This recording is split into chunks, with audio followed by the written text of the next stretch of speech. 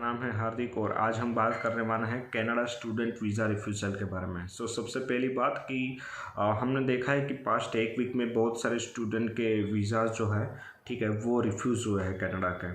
तो इसके पीछे का रीज़न क्या है? फर्स्ट ऑफ ऑल अनसर्टेनिटीज़ अभी काफ़ी ज़्यादा है, राइट? कि अगर आपका सितंबर इंटेक था तो फिर आप प्लान कर रहे थे, आपके पेरेंट्स आपको बोल रहे थे कि अभी अनसर्टेनिटीज़ काफ़ी ज़्यादा है, फ्लाइट्स पे बैन हुआ रखा है और मेडिकल क्लोज्ड है, वीज़ा एप्लीकेशन सेंटर्स क्लोज्ड है, पीपीआर नहीं आ रहा है, ठीक है, डिले हो रहा है प्रोसेस में, ठीक है।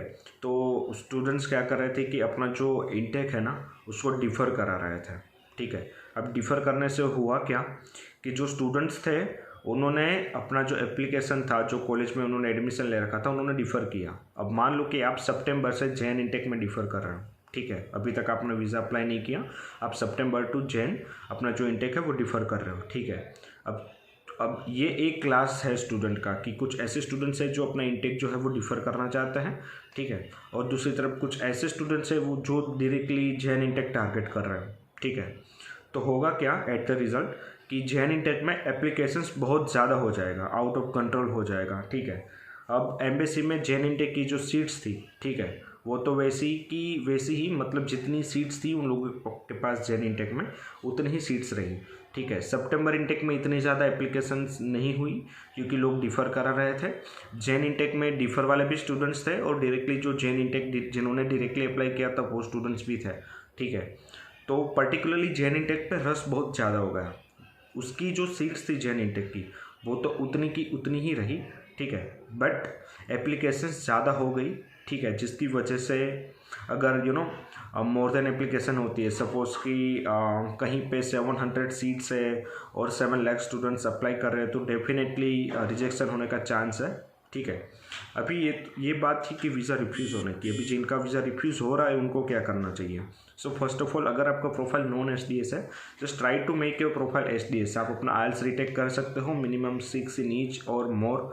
अगर आपका कोर्स पीजी है देन 6.5, नॉट लेस देन 6 और मोर। अगर आप यूजी कोर्स में जा रहे हो देन 6 इन ईच मिनिमम और मोर, ठीक है। और जिनका एसडीएस प्रोफाइल है और उनका वीज़ा अगर रिफ्यूज़ हुआ है तो फर्स्ट ऑफ ऑल देखो, अगर आपका प्रोफाइल एसडीएस और अगर आपका वीज़ा रिजेक्ट होता है so they can't give you refusal on base of the funds और लैंग्वेज एबिलिटीज़, बिकॉज वो पर्टिकुलर रिक्वायरमेंट आप फुलफिल करते हो, तो इसकी वजह से आपको रिफ्यूज़ल नहीं दे सकते। But what you can do is कि आप GCMS नोट्स अप्लाई करो, ठीक है, उनको पूछो कि मेरा रिजेक्शन का रीज़न क्या है। तो वो जब आपको GCMS नोट्स देते हैं तो वो एक इंटरप्रिटेशन के साथ आता है जिसमें आपकी फ़ाइल कब एम्बेसी में गई थी, आपका पासपोर्ट उन्होंने कब रिसीव किया था, राइट, आपका स्टूडेंट आईडी से आपका कॉलेज का जो आईडी रहता है वो सारा इन्फॉर्मेशन वहाँ पे वो लोग देते हैं, विथ इंक्लूडिंग कि आपकी जो फाइल थी वो जब वीज़ा ऑफिसर देख रहा था तो उन्होंने कौन से फैक्टर्स को कंसिडर करते हुए आपका वीज़ा रिजेक्ट किया था। और जब आपके पास GCMS नोट्स आता है, ठीक है, तो आप देखिए कि आपका वीज़ा वहाँ पे क्यों रिजेक्ट किया गया। क्योंकि कभी जब वीज़ा रिजेक्ट होता है, आप किसी का भी वीज़ा रिफ्यूज़ल नोट देखोगे तो वहाँ पे कोई पर्टिकुलर रीज़न नहीं दिया होता। जिसका भी वीज़ा रिफ्यूज़ होता है उनको सिर्फ एक रीज़न दिया जाता है, that you will not leave Canada at the end of your stay. आप किसी का भी वीज़ा रिफ्यूज़ल नोट देखोगे आपको ये रीज़न मिलेगा और ज़रूर मिलेगा, ठीक है। तो आपको क्या करना है, GCMS नोट्स अप्लाई करोगे तो उसमें ये रीज़न आपको नहीं मिलेगा कि you will not live Canada, ठीक है। अगर किसी का गैप है, एकेडमिक गैप है, किसी का लैंग्वेज एबिलिटी लो है, ठीक है, किसी का कोर्स सिलेक्शन मतलब कोर्स मिसमैच है तो वो रीज़न हो सकता है। तो इसमें से कोई भी रीजन्स आपके GCMS नोट्स में आ सकते हैं। तो you need to get the specific reason behind your visa refusal first of all, ठीक है। आप वेट कर सकते हो, भले ही आपका एक इंटेक छूट जाए, ठीक है, but it's better to come late rather than early.